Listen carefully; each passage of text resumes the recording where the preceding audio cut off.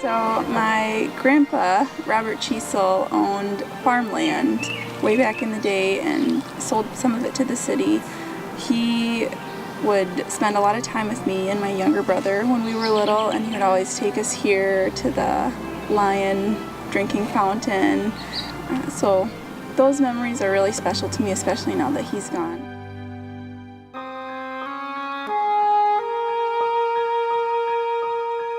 So I grew up real close to here. The fence line separated our land from Mac Marshall's, and there were 9 of us, and we lived there many years until the farm had to be sold for the arterial to go through.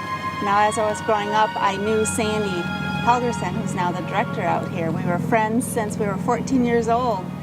We were living out in Asbury a couple years ago, and Sandy had sent me an email saying, hey, the caretaker house is open. They're moving out in January. Are you and Dan interested?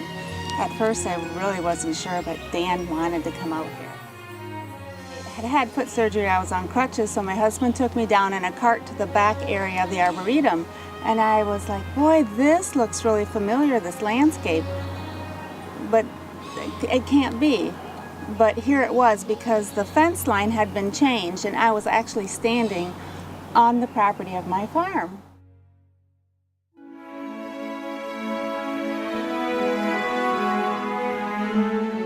Edna Mosina was a very special woman, obviously, as we all feel about our mothers, and she had a passion for God's gift, as she referred to it, and that being, whether it be in the forests or the gardens, whether they be man-made or whether they be just natural, as they were so enjoyed.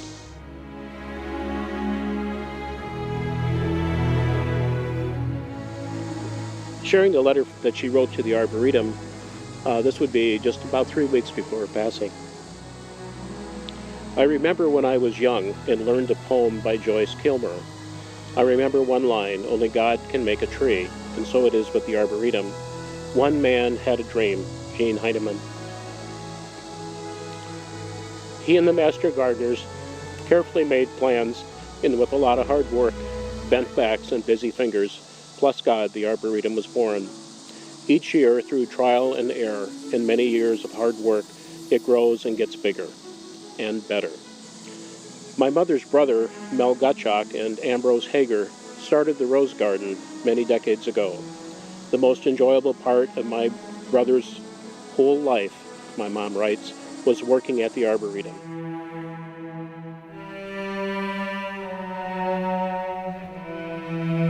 One of the places we really like to go is near the water, just a nice background to study, to read our textbooks.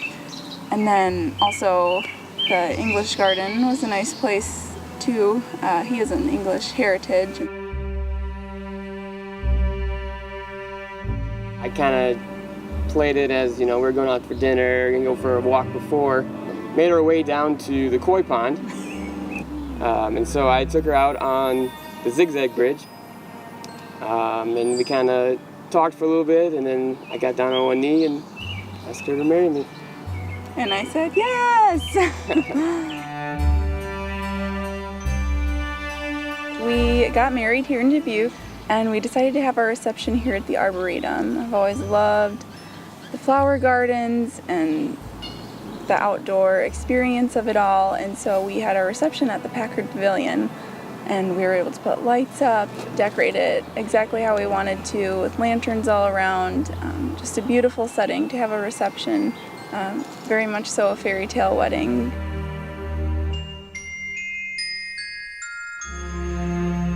So his brother Gibson gave one of the toasts at our reception, and for his toast he brought out a cardboard cutout of a girlfriend that he had made George before he knew me.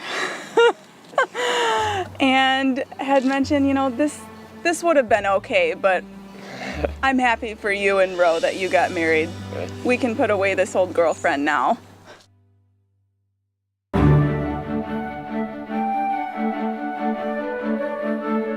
Jake is my son, my middle son, and he just turned 21.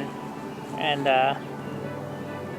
However, He had to finish his Eagle Scout project before his 18. So his birthday, May 22nd, we finished, I believe, May 18th. May 21st. May 20. Okay, a day before.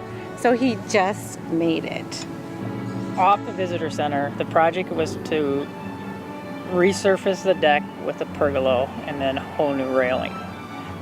The old deck wasn't even usable at the time, basically. Nobody went out onto the deck because it was so rough.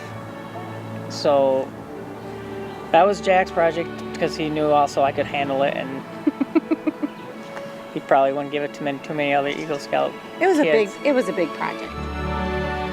I think what was really nice at the very end was celebrating in the Packer Pavilion and having all the family join us and his scout friends and leaders and celebrate his Eagle project. That's a big deal. And be able to celebrate it here at the Arboretum and be able to visit the viewing deck, the project, and having everybody here that worked on it really was a great, happy ending. That was very nice, yes. So here we are 30-some years later, and Sandy and I were recollecting on a memory we had Recollecting, that's a big word. in our childhood when she instigated this, of course. We came up to the YMCA. We walked over from my dad's place and got into the YMCA and got a couple horses. We borrowed a couple horses. We took a couple horses. Yeah. And Sandy We loved horses, so what do? We didn't have any. She made harnesses out of baler twine. Yep. And then we barebacked those horses and Yep. rode them. We rode them all through Marshall Park. Yep. So we did put them back, but it was a really fun Adventure. memory. Yes.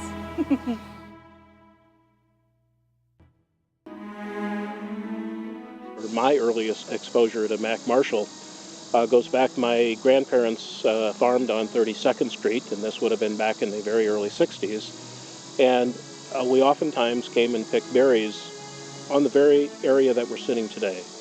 Mac Marshall lived back off the road. He lived, to me, as a youngster, apparently a very quiet lifestyle. He loved being where he was today, and it was quiet and remote, and I think he loved nature.